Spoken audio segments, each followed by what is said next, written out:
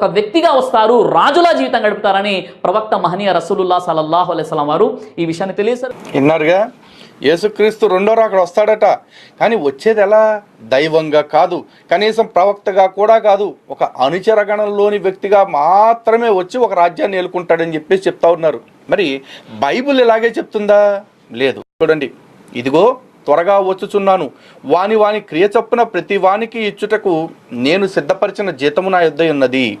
నేనే ఆల్ఫాయు ఒమేగాయు, మొదటి వాడను కడపటి వాడను, ఆదియు అంతమై ఉన్నాను అని అక్కడేమో యేసుక్రీస్తు చెప్పుకుంటా ఉన్నాడు. నేనే తోపు కట్టని తురుంగాన్ని నేనే వచ్చి పీకేస్తాను, నేనే మొత్తం అందరిని మడత పెట్టేస్తానని చెప్తున్నాడు. మరి సిరాజ్ ఏం చెప్తున్నాడు?